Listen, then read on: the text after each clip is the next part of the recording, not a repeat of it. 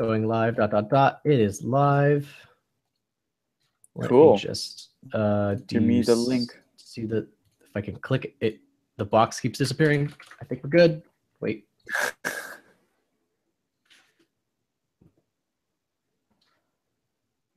All right, guys.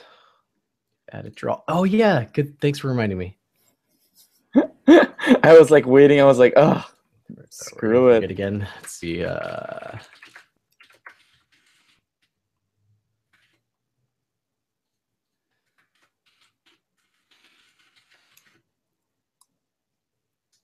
forgot. Am I Tertius Buffet or Tertius B? Tertius Buffet there. Yeah. I keep forgetting. God. Are there only 3 fonts? I think so. There we go. That works. Looks good. I don't know why it defaults to like Comic Sans as its default. It's like, here you go. Like, I don't know what's your deal? Like, I don't see. Thanks. I don't see your last message. Screw it. Let's see it. Well, let me Twitter about it then. Yeah, do you tweet it and then? Cool.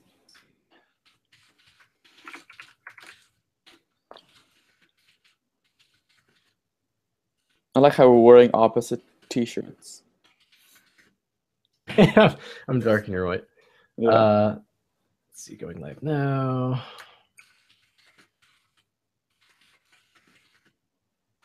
Nine.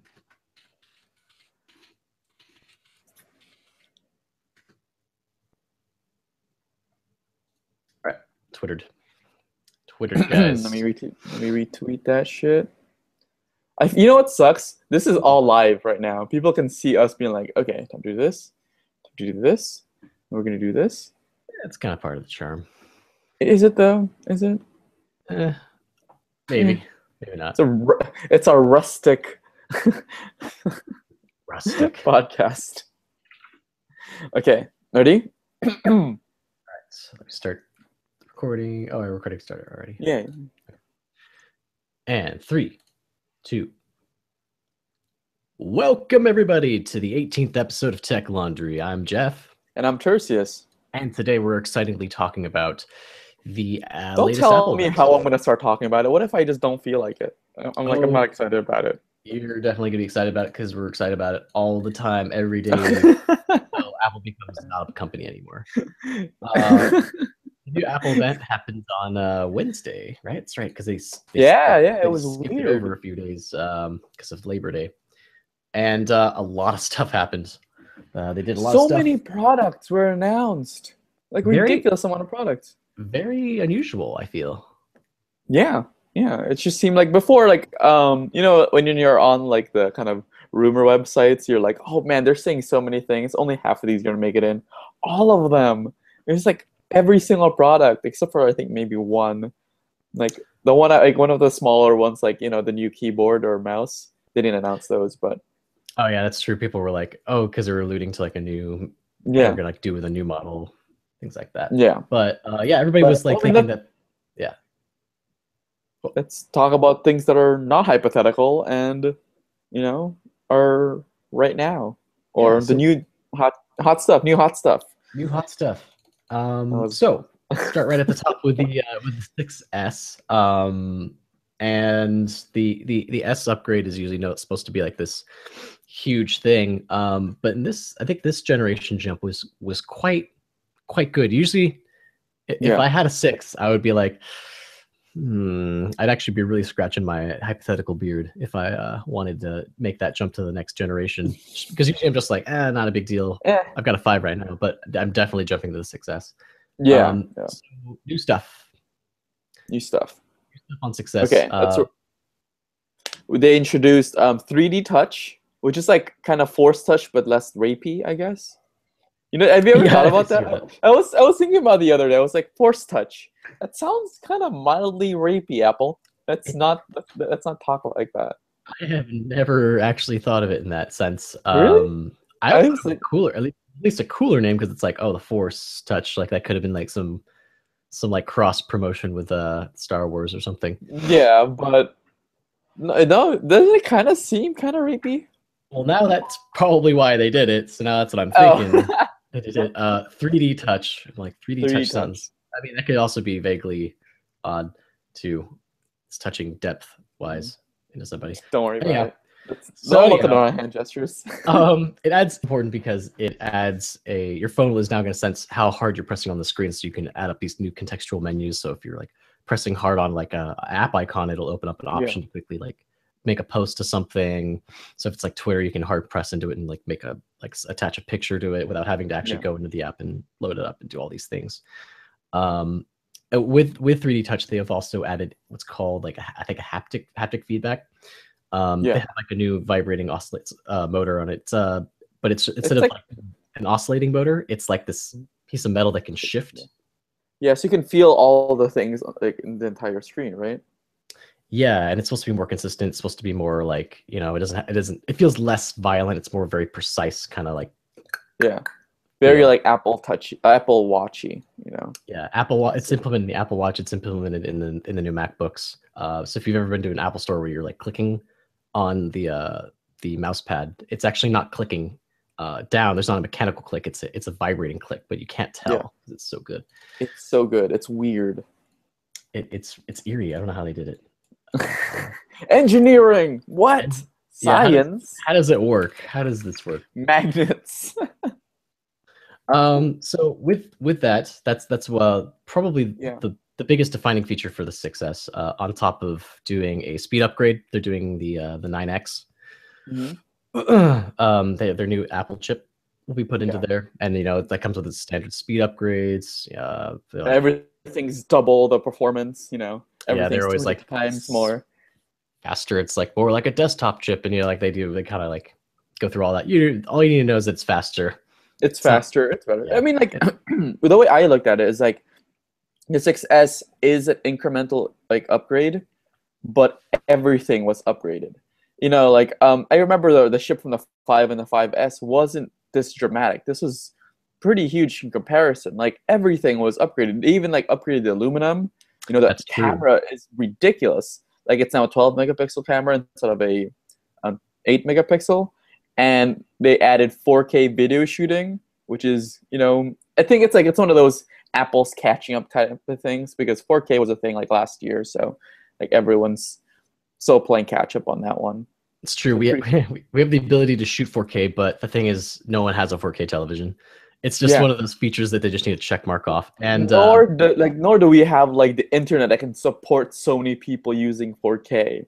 yeah, there's like no way. But it's just nice to have it because to future-proof the phone or something. Either way, it's good that they upgraded the sensor because it's been a long time. I think the last upgrade was actually on like the iPhone 5 is when they last upgraded the camera. Really? They kind of kept about the same because Apple's always had the stance that more megapixels doesn't necessarily make a camera better. Yeah. Which I believe to be true because for a long time their camera was the best in terms of smartphones, and only within the last maybe year, 6 months, have other smartphones actually finally caught up and actually exceeded what the iPhone. I mean, I've heard really great things about the saturation in terms of like Samsung phones, but a lot of that is software. You know, it's a lot of like it adds saturation, it adds contrast, and you can notice that it's not necessarily the optics. I mean, I'm pretty sure they've upgraded the optics every time, but just the megapixel count is different. Definitely. It's definitely bigger. So I mean, there's a lot of cool new things. But going back to 3D touch, it's just like for me, like the 3D touch compared to the Force touch of like the MacBook, I feel like it's going to be more useful because there's more like options of using it. Like like holding down on an app, you create little shortcuts for it. Like you can go directly into like posting a video on like Instagram or something was one of their like things, and like yeah, there's a lot of cool things you could do with Force touch, especially in immersive apps like Instagram and like Facebook and stuff. So I mean, it should bring a whole new dimension. Let me just bring I up like how it says like awful name. awful name. Awful name. Yeah, like it's right there. Touch Awful Big name. edition. Yeah. This is from GigaOhm. So if you get an idea, this is what the menu contextual menu is. You press on a hard press on an icon and it brings up. You get that luminosity feel from like, sorry, it's like translucency is the thing they used to call it. It's like the thing that they've been raving out since iOS 7, kind of like frosted glass effect. So it's in full force using in 3D Touch. Full force. Fully forced. Fully forced. Oh yeah, they came out with like new ugly pink color. Yeah, so they have like rose gold now. Do you get that? I don't get it. It's kind of ugly. It's kind of like a really pale pink or something like that. Yeah, I guess it's one of those things I have to see in person, but doesn't really appeal to me. I'm very kind of black and white on my like equipment choices, except for like my red accents. Everything is silver, aluminum, or black. Never anything else. Like gold seems cool, but I feel like I would just be driven nuts by wanting all of my things to be gold. So I'm just glad that I'm not into gold because I think it's the ugliest thing. I think it's so like over the top and like completely ridiculous. Like I feel like I'd be self-conscious in like, yeah, if I was in public holding it, I'd be like, this is gonna get like this marks me as an asshole like right now. Yeah. Well, that's why you're like not in New York Fashion Week and like doing a podcast with your friend because you're not fashionable enough, Jack. I guess Obviously. not. I'm you're okay not with daring it, enough for gold. Not daring enough for gold. I didn't know it had to be daring to be gold. Oh man, it requires some cojones for that like gold. Onto the camera. The camera. So they introduced this new feature. Oh right. Calling live photos. Live photos. And the ability to also make animated GIFs. And GIFs is how it's pronounced, everybody. GIF? Yeah. Not jive? I'm pretty sure it's jive. I've never heard jive before. It's some animated GIFs. It sounds like some terrible word you tell somebody. It's peanut butter, like Jiffy. Wait, no, never mind. Doesn't make any sense. Anyways, so explain live photos, Jeff. So the idea is that when you take a photo, it'll capture like about half a second on both sides of when you take the picture. So it takes you like the before and after, and you kind of get to see this kind of what they're calling like kind of Harry Potter-esque. And it's pretty cool. It's like for me, it's like think of for me, it's kind of like time plus HDR. Like if you think about it, like HDR is all the layers of like the dynamic range, but for like live photos, it's like seconds. Like, oh, here's the lead up. Yeah, I think that's actually that's a pretty good analogy. That's pretty much exactly what it is. And I mean, it's not like you have to have this feature, but I think it's pretty nice. Like when they flip through them all, I was like, oh, it's kind of cool. Yeah, it's how I have a H5 and it has this feature when you record audio, like just in case you recorded too late, it like actually pre-records before you press it, so like you don't really miss anything. And part of like photography is like that, you miss a lot of things. So the little second or two before and after is kind of there's a nice kind of buffer feeling in that, Yeah, and there have been a few. I think HTC had a feature like this for their cameras, where I can't remember that there's a product name for it, but it was essentially the same thing, that like it would do like a burst capture of like a few seconds before, a few seconds after of you taking the photo, so you can select the best picture in that moment. And it was really, really useful. But this one is richer in the fact that it's all together. It's not like right now iPhones have a burst shoot mode, and you can just press it and hold down, it just shoots, and then you can select from there what you like. I mean, that was something that HTC and Samsung did before, but this one, it's like it's fully integrated. There's software behind the idea of it, and it's completely an iOS thing. And it's not a full video. Videos are so much bigger than like photos, but and this one, it is bigger than a regular photo. It's double the size. The size of like the save file will be double the size of a picture, which is not that bad if you really think about it. So I mean, it's really interesting technology, I feel like. Yeah, it is, and also they're saying that it shouldn't take up much more like information or more memory than a normal photo, because they said they've optimized it. But that brings up the whole thing where the iPhone 6, the base model is at 16 gigs still, which Yes, is a one of the most huge. ludicrous things that it's still happening.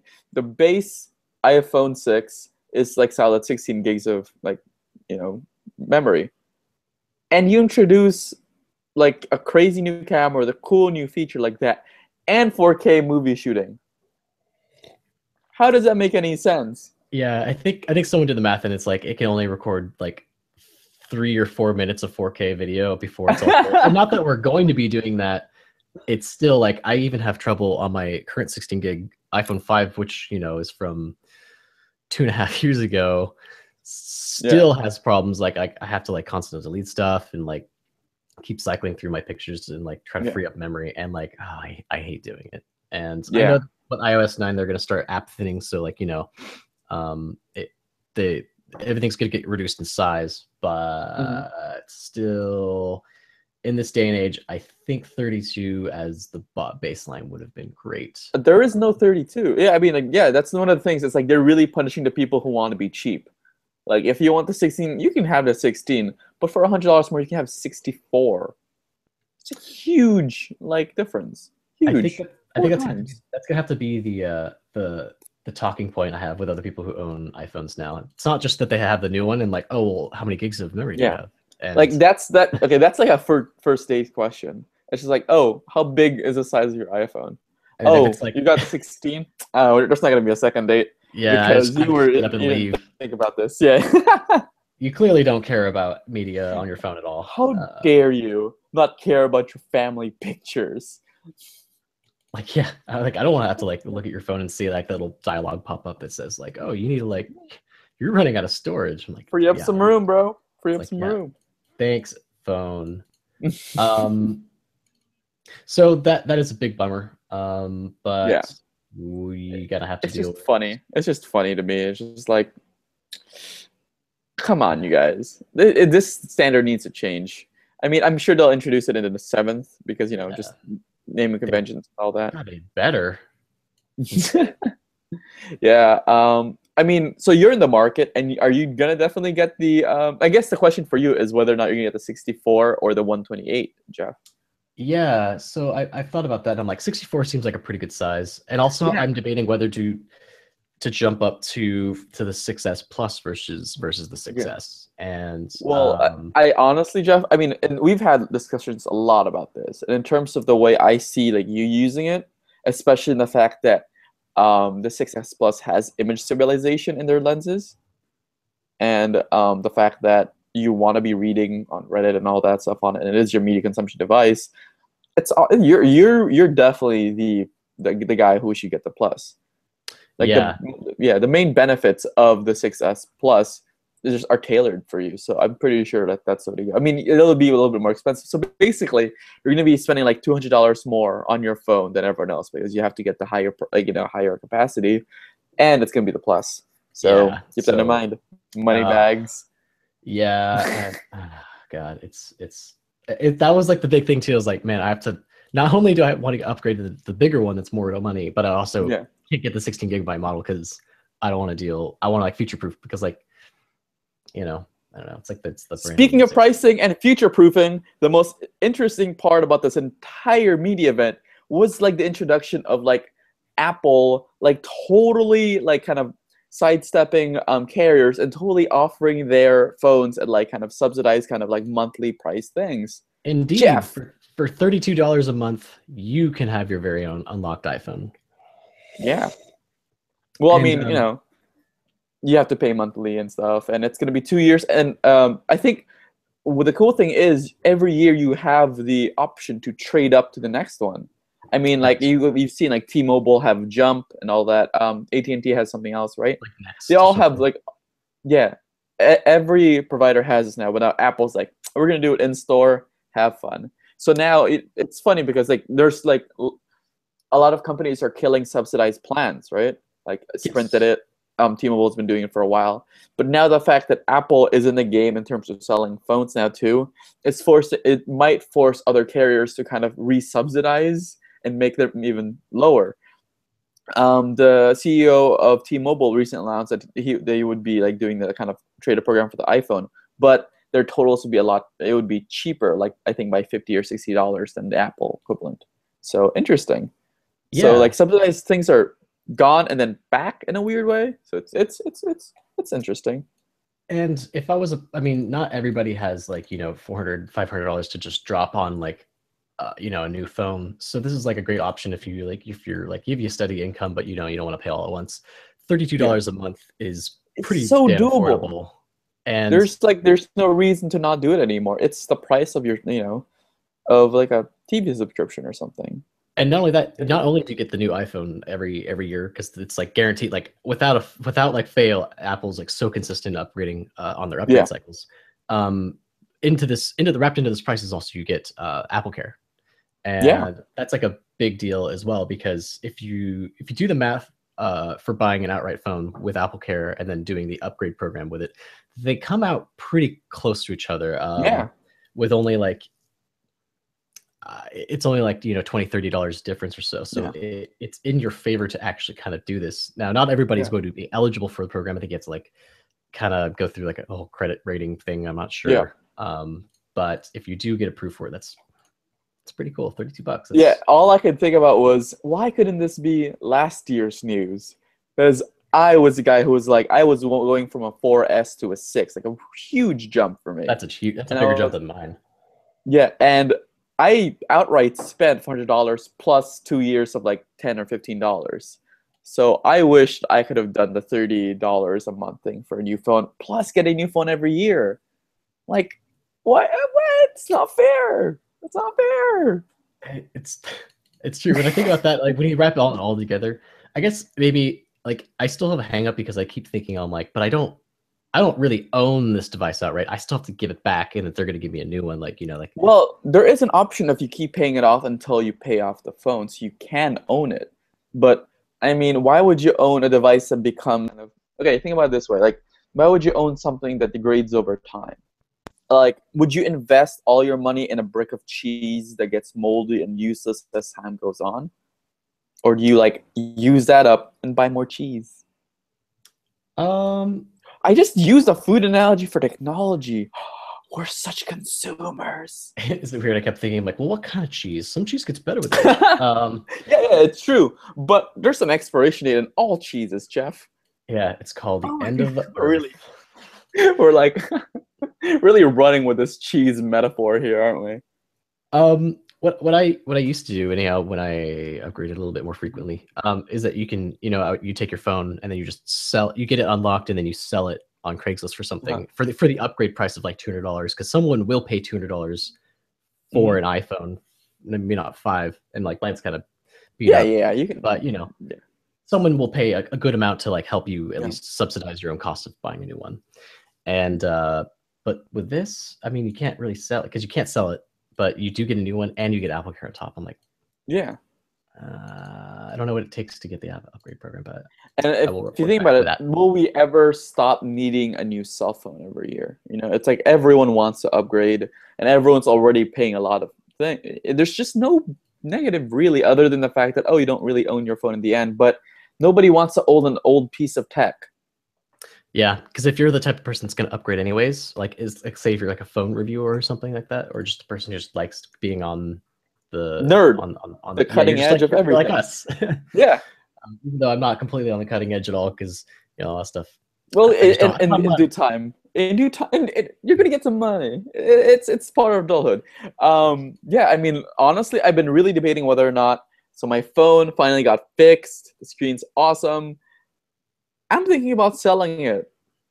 Full on, paying off the rest of my like kind of like 2 year plan on it, and then selling it outright and jumping into the kind of program.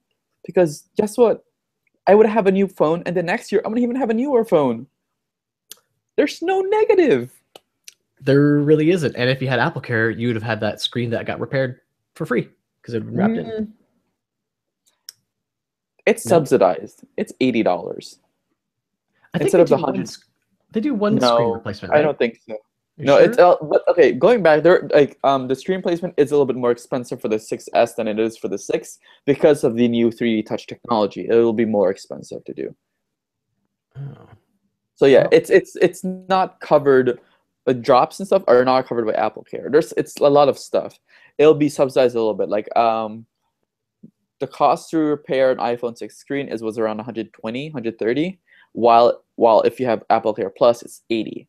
So keep that in yeah, mind. I just read that, and you are correct. For iPhone 6, it's 109. iPhone 6 Plus is 129. But if you have Ooh. Apple Care Plus, it's $80. So, well, Ah, that's not too bad still, I guess. $80. I don't know. yeah. Everything gets really But expensive. Just don't crack your screen, guys. yeah, just don't drop your phone in bars, you guys. Stop it. Stop doing that. Um, so is there anything else? Let's see. Okay, so that was just oh my god, that was just one 6S. That was just iPhone. We gotta get through it. 6S. Okay, well, let's do one that they just skimped over, which is the thing I was super excited for, and the thing that fulfilled what I wanted was the iPad Mini 4. Yes. Basically, the iPad Air 2 stuff inside an iPad Mini body, which is the dream for nerds who want to read in Starbucks. I'm a little disappointed it's not an A9 chip. It's using A8, but it's Yeah, still like amazing. Because but you think guys about it. noticed Air 2 is amazing. Think about it though. It has okay, so it has less pixels to manage. That's why they don't need it. Like the iPad Mini can have an older chipset because it's working with less pixels, and Did that's they why it's going to be perfectly fine. did they say they upgraded the screen? Oh wait, I think they. I don't know if I remember this correctly, but I'm trying to think if they upgrade if the iPad Mini now has like a fully like laminated screen now. I'm pretty sure it does. Like I think it's all like all the features that are great on the iPad Air. It's one of my friends just got an iPad Air 2, and she's super excited about it. I'm all like, I want an iPad Mini. That's all I want. So Uh, Jeff, it's my birthday in like 2 months. Hey I Jeff. I Hey don't Jeff. owe you that much money. I got you that little mini tripod thing, and I was like, yeah, it's cheap. Which is the greatest thing. I love it. He's actually says I carry it. more than I thought. Hmm? Yeah, no, it's my favorite thing. I use it for everything. Like I have like it'll send for my like camera to like do little videos, and it like holds up my microphone during interviews. Best Does it little all. device. And it Does only it all. costs like $4. It was Yeah, amazing. yeah. Ugliest Um, gorilla pod ever. But you it's not totally very remember that. pretty. Yeah, but then you remembered all of my gear has like a red accent color to it. So it makes sense. So at least it matches. At least it matches. Ooh. Yeah, yeah. Okay, so So let's move biggest on. so biggest thing to take away is that the iPad Mini 4 has been upgraded, and like iPad Mini 3 wasn't very much of an upgrade. And they Also, killed it. There's no more. They're not selling the iPad Mini 3 anymore. good, good. It deserves to It's just die. like it's just iPad Mini 2 and then 4. Like they're not even talking about the iPad Mini 3 anymore because it was useless. Like all they got was Touch ID and gold. It's useless. Eh. Also, So they're keeping the iPad Mini 2, and they're also dropping the price on it to. yeah, it's Let me like take a look real quick. 250 now. Isn't it like 250 to something? Yeah, it's do something. It's really affordable. Really affordable. Uh, And if you think about it, that is MSRP. So you're always going to see sales on that now. So it's always going to be around 200, maybe less. So you can get an iPad Mini for around $200. Not a yeah, bad deal. if you get refurbished, it's even cheaper. I'll bet. Let's see. Oh man, yeah. Oh, that's gonna be sick. So iPad Mini 2 is pretty good as it is, and even though it Pretty only good. has 1 gig RAM, which by the way, the new iPhone has 2 gigs of RAM, and the new iPad Mini 4 has also 2 gigs of RAM as well. So Yeah. it's gonna be Okay. And important remember, later. like Jeff, you've used my iPhone before, and it has 1 gig of RAM, and it flies. It totally flies, and it's really great. So having 2 gigs of RAM on an iOS device, bonkers. Yeah, Bonkers. it's been a long time needed, and it's finally the new generation of all the new Yeah. Apple products will have 2 Well, gigs of like RAM. all the other like phones have like 4 gigs of RAM now, like octa-cores and stuff, because Android is a sucker.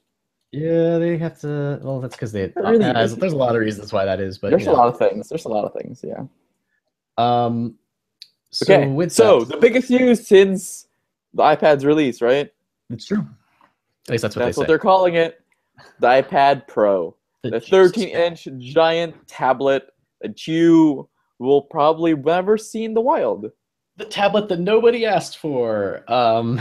But with that said, I'm kind of glad it exists. Yeah, So iPad Pro is a 12.9-inch iPad. It's literally a the giant width. iPad. Yeah, it's the width of a MacBook. You know, it's like Yes, that's almost. how big the screens of the MacBooks are. And the screen is like they put a lot of like power into the screen, so it's a like 264 pixels per inch, is if I'm Yeah, reading that correctly, which is extremely dense. And it's like over like 2 million pixels it's pushing. It's like it's a lot of pixels. 2732 by 2048, and it's like This is like super dense. Retina. It's not even Retina anymore because Retina was always read about like, oh, there's not, it's only like 326 ppi because your eyes can't really distinguish the difference. But this is like ridiculous. This is like Samsung level pixel density. It's really pretty, and it's using their brand new Apple A9X chip, and they'll be using 4 gigs of RAM, which is Yeah, unheard of in iOS devices. yeah. Well, here's the cool thing about that is like they didn't want to tell people there's like 4 gigs of RAM in there because that's a lot of RAM comparatively to all iOS stuff. It's Yeah. to use like I mean for all those pixels you need that kind of processing power. So it makes sense. Yeah, so it makes me wonder, like, I mean, I guess because they really emphasized that you could do 2 things at once. Like, there's gonna be a lot of multitasking, and it's, Yeah. if it's Yeah. playing footage on it, you want it to push everything to the max, so it's able to handle everything. They So explained the dimensions in terms of like if you turn like an iPad vertical and you can fit 2 iPads right next to each other, basically. Like that, that's yeah, how. Yeah. that's because the aspect ratio of the iPad has always been 4:3, if I remember Yeah. correctly. Yeah. Which some people are like, why isn't it 16:9? Kind of like, because when you're talking about usability, like 16:9 is great for cinema and like video, but it's not Mhm. great for things like reading or just getting things done Yeah. generally. And browsing. Yeah, and browsing. Yeah, you fit way more things on screen. In fact, coders usually turn their screen sideways, so it's 9:16, so they can like have a whole page, or web designers can see an entire page get rendered and not Yeah. have to like worry about everything else. Yeah. So it's I don't know who it's aimed at really, but it's taking like okay, Microsoft. Let's talk about Microsoft. So Okay. Microsoft has had their Surface series out for quite some time. It's very much the same, Yes. where it's like the small tablet. It's supposed to be like kind of a laptop replacement. You have like this nice, sexy, like attachable keyboard. It Mhm. flips and it can run Windows app, which is actually the biggest thing. It's a full-fledged OS. It's not just like a GIMP like Yes. Windows RT or something. And Mhm. this is supposed to kind of address that. They even have like they have like the iPad Pro now has a similar stylus, which we'll talk about in a second, and a Mhm. like they call it a smart keyboard. Apple Pencil. The Apple Apple Pencil Pencil, and the which I'm yeah. not sure how I feel about that name. I guess it's okay. Right? Do you have to sharpen it? Nah, Yeah, never yeah, because someone's gonna do it, dude. You can't sharpen it. mind. And I guess it's supposed to kind of like take a bit out of that market, because the iPad Surface has kind of gotten pretty good press. I've never really read anything Yeah. terrible, other than maybe it's still really pricey. Yeah, Um, the thing with the Surface has always been a problem. It's like it's a tablet that wants to be a laptop but also wants to be a tablet, and it can't really no nothing can really do both, because when a laptop is for working, for doing stuff, and then a tablet's for media consumption, you really can't do both, I feel like, to a maximum degree. So, and that's why I still like stand by that. I don't think the iPad Pro is doing anything better than anything else. It's huge, it's unwieldy.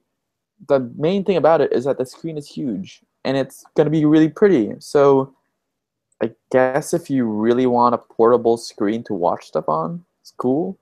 yeah, it's just like for people who are heavy media consumption people. Yeah.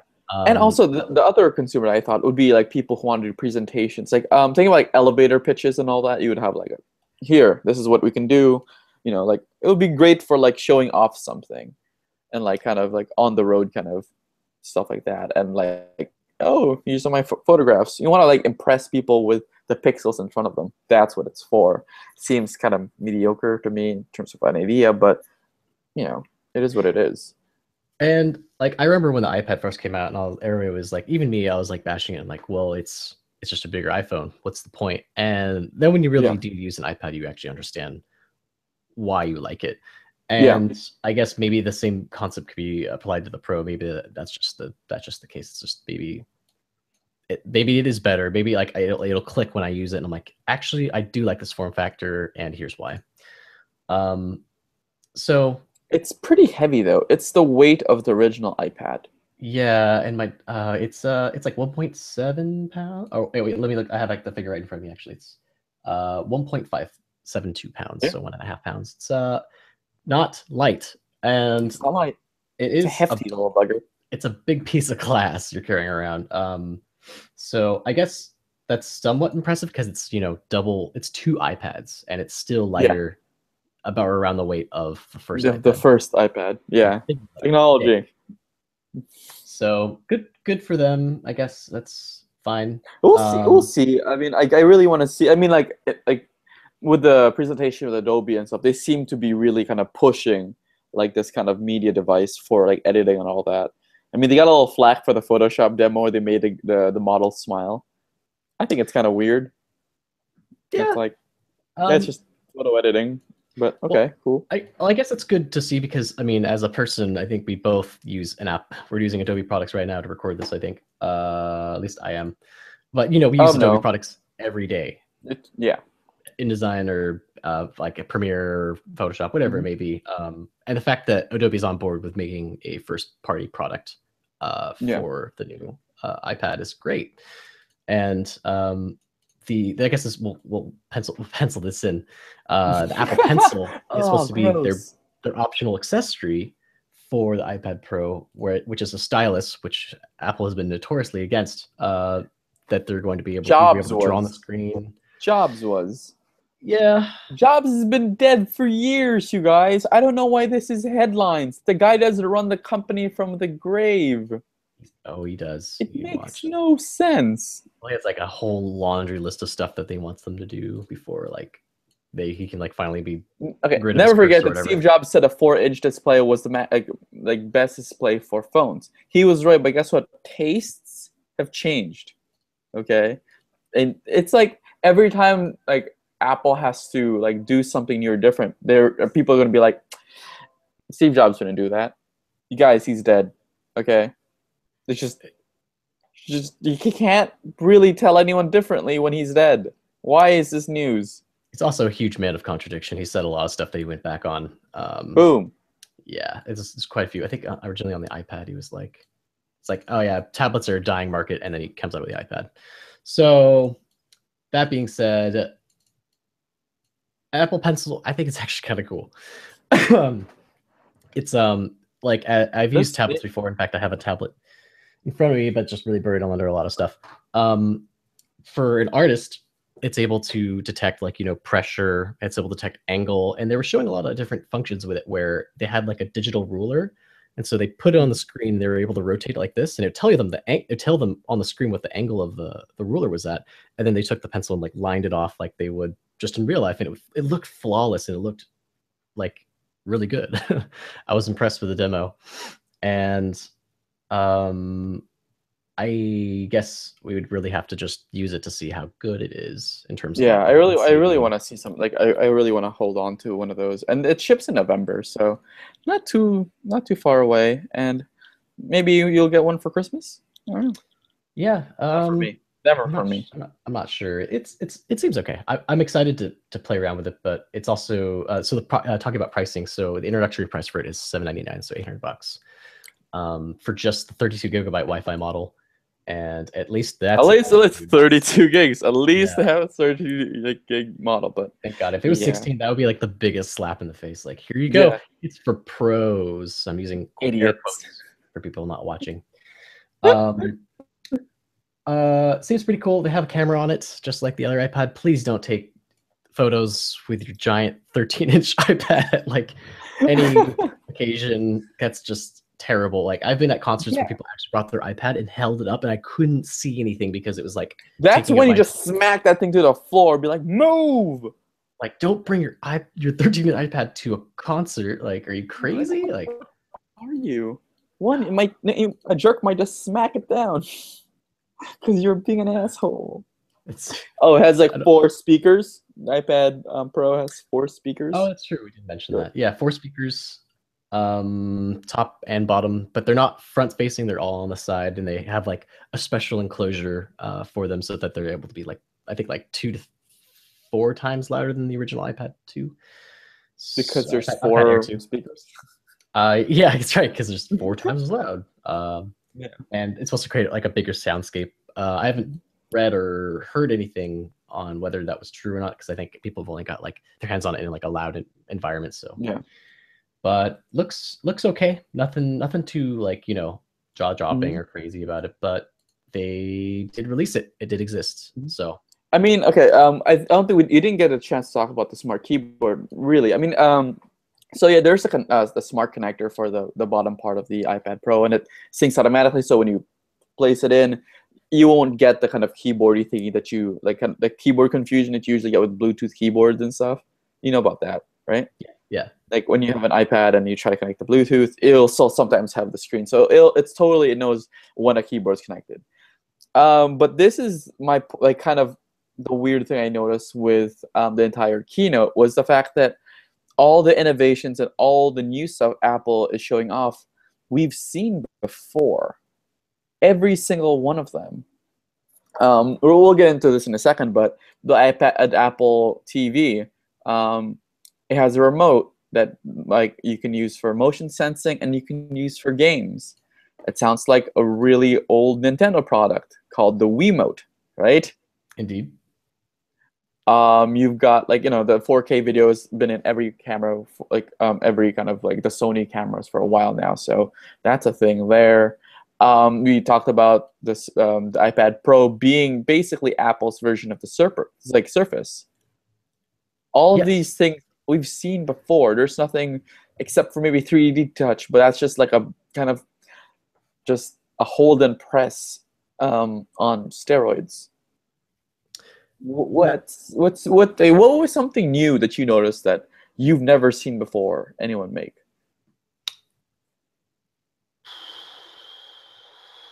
I really can't think of one off the top of my head.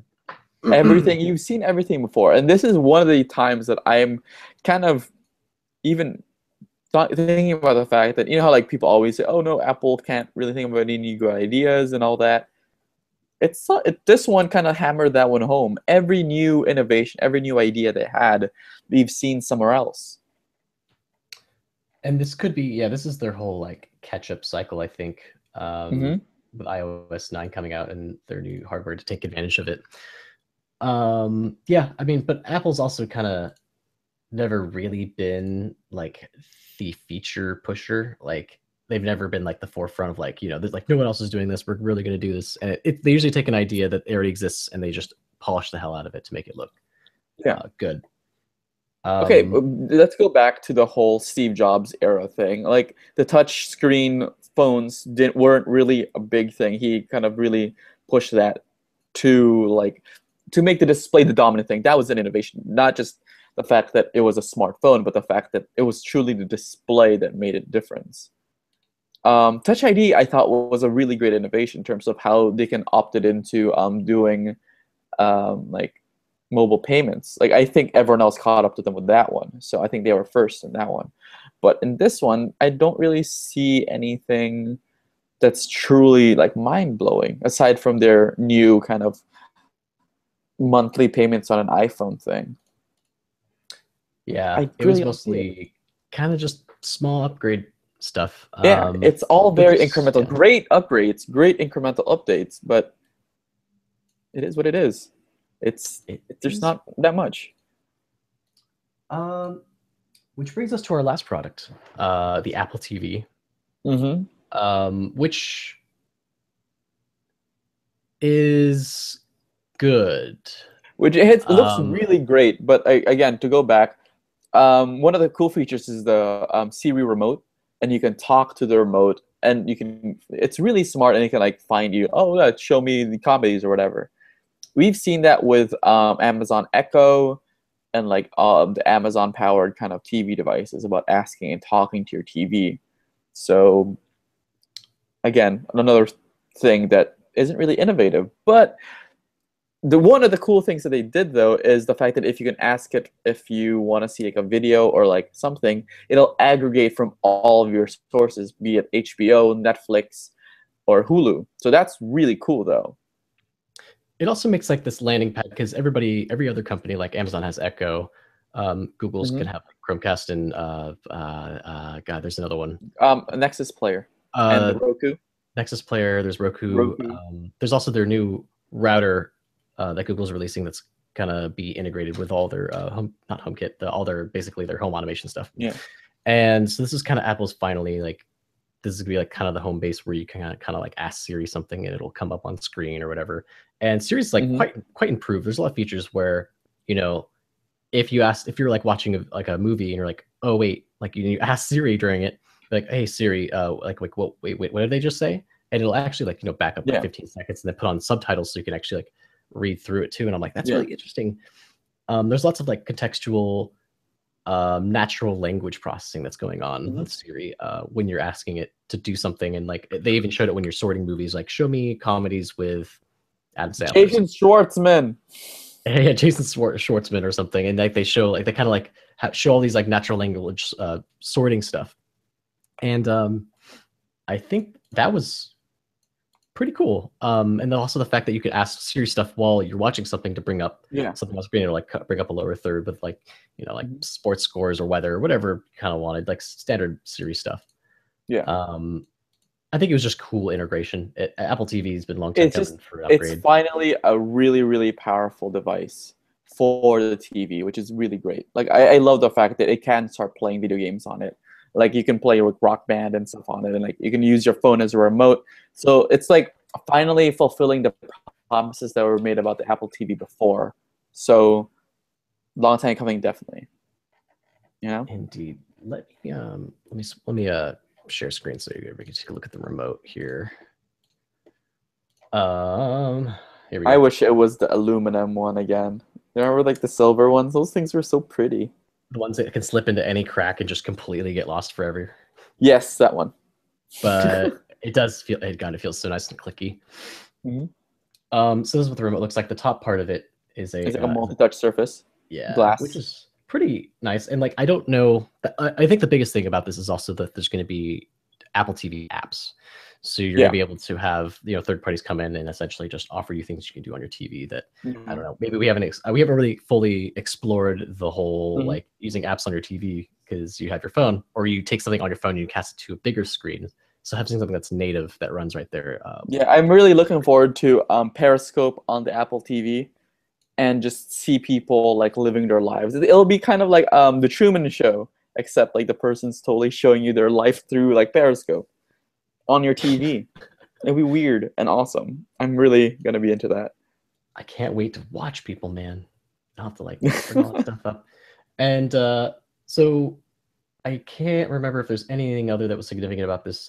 Siri integration is pretty much the biggest thing about it, and they've upgraded it with the A8 chip, which is the same chip they use in iPad Air 2.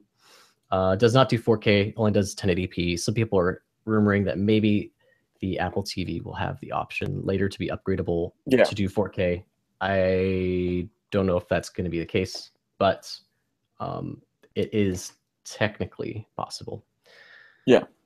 And it starts at $149, so it brings up the old price. It drops the old one down to $69, and you can buy the new one. I thought it was always $69. Like since like earlier this year. Yeah, that's true. They dropped it. I don't know why they dropped it. I guess they dropped it to try and get people adopted into the system, so that way when they upgrade, they can have all these features. Yeah. $149 seems okay. I mean, I think it's probably the most expensive of all the streaming box options, but you know, you paid the Apple price to get into the. It's the Apple ecosystem pricing, you know. Yeah. So Jeff, yes, as we like kind of like wind down, which of these products are you going to purchase? So I think it's going to be the 6S Plus, if I have to say. If not the 6S Plus, it's gonna be just the 6S with the 64, which is still fine. Yeah, because I'm coming from 5, I'll finally get all the upgrades. Like I'll finally get Touch ID, which by the way I didn't mention, but they upgraded Touch ID to Touch ID 2. Yep. No differences other than it's faster, and yeah. Yeah, even the iPad Mini 4 was still kind of like a meh. I was like, yeah. Mini 2 is actually cheaper now. Pro is out of my price range, and I don't know what I would do with it. Even though I kind of like the idea of it. Yeah, AP6S is kind of basically what I've been waiting for the past like year now. So yeah. I guess there's one last thing to mention before we close out the show. Also, they brought up in the beginning WatchOS 2, which will be dropping really soon. I think in like a few days, maybe a week. Some new finishes on the Apple, like the Apple Watches, that new bands, stuff like that. They have a new Hermes thing, which is like another fashiony lineup to keep like kind of this idea that this is not a tech nerd kind of product. It's for everyone, and there are fashionistas out there who like technology. So it's useful for some people, and it'll finally get rid of the whole problem where like. What would happen in WatchOS 1 is that you wouldn't actually run the app on your phone. It'd run on your actual phone, and then it would pass off the information. And it was like this whole tethering, syncing issue kind of really slowed things down. So apps will start to run natively on WatchOS 2 now, which will basically make it feel like way better. It'll increase the user experience like a hopefully lot. Yeah. So would WatchOS 2 kind of entice you to buy the Apple Watch? It makes it more enticing, yeah. And for other people. I feel like this is one step. I've already waited like let's see, when did it come out? Like I think early this year, like February, something like that, March, April. You can wait until the next iteration. I wait until the next iteration. Yeah, I can definitely wait until the next iteration. As for me, I'm gonna skip this iPhone upgrade, so I'm definitely gonna keep my 6. Not gonna get the iPad Pro. Still debating whether or not I just want to get an iPad Mini or just use that money to get a new kind of desktop, because I'm getting into video editing more. So thinking about that. But I'm definitely gonna get the Apple TV, because I don't know, seemed cool, and I've been waiting for it for a while. So that's true. Yeah, you've been always talking about like I can upgrade it now. They can upgrade it now, and I know you're on the verge of buying the old Apple TV since they dropped the price down. Yeah. So you're just like, but I decided to wait. Yeah. I mean, it is half the price of the new one, but I really want to see the Siri integration. Like, I really hope it is the future of TV, like a more accessible robot in my living room. It does, like, Siri has like surprised me a lot of times where I don't expect it to like know an answer and it will give me one. Like, yeah, I was in Berkeley the other day. My friend was like, I think Phil's Coffees is open till like 9. And I'm like, and then she started like, bring up her web browser and search for it. And I just like leaned over, or actually I didn't even lean over because my phone was plugged in. I just said, hey Siri, what time is Phil's Coffee open till? And it said 8:30. And I was like, that's great. It knew location, it knew what the place was, and they knew what time it was a restaurant that would be open till certain time. So I get so a little bit of a catch up, but Hey Siri will now be available, I think, for the 6S and all that. So just like in Google, like Hey Google, like even if it's not plugged in, you can ask it. Like before, it was the Hey Siri thing has to be plugged in, but now it'll be just going. So yeah, the new chip now has a dedicated processor to listen in for Hey Siri and stuff like that. Yeah. So that's gonna be good. Awesome. I actually use Siri a lot, especially since I drive kind of a lot more than I used to. When I'm texting, I can have it read my text messages and then I can dictate back to it. And it's not flawless, can all benefit, but it's pretty good. Yeah, so. we all can get benefit from really smart artificial intelligence, right? Most definitely. Okay, well, that's our show for this week, right? That is our show. That was a long show. Actually, it was only a little bit longer than normal. It's 54 minutes, 52 minutes. I think we spent like a good 30 minutes on the iPhone. iPhone was pretty much the biggest thing. I mean, iPad Pro is kind of cool. It's just, we'll see. I think it'll be more like about the apps that it can produce, or it needs to be proven first before you really kind of care about it. Yeah. Plugs. So you can find me at my Twitter handle, which is probably the wrong section. I'm at Jeffrey A. Barron. And you can follow me at Tertius Buffetta. You can find all of our episodes at techlaundrypodcast.com. And be sure to subscribe. We also have a YouTube channel now that will have the video edition, because you will like miss out on some stuff if you're not watching the thing, because we do pull up some like web browsing and all that. And make sure to subscribe to us on the Apple Store, not Apple Store, is it? The iTunes. iTunes. Yeah, iTunes Store. So yeah. I think that's it, right? Do we have Should be, right? Yeah, I think I keep thinking paranoid. Like, am I forgetting something? I don't think I am. I don't think so. It's pretty straightforward. Yeah. Well, I guess that's all for this week, guys. Thanks for tuning in, and until next time. We still can't figure something out. Peace. Yeah. Until next time. Don't use your iPad at a concert and take pictures. Don't bring your iPad to a concert. That's just embarrassing. And some people do it. I don't know how they like don't sweat. Jeff, shut up! You have to cut it. No, it's already cutting. It's gonna fade out gently. Oh, it's okay. Ether. Ooh. Ooh.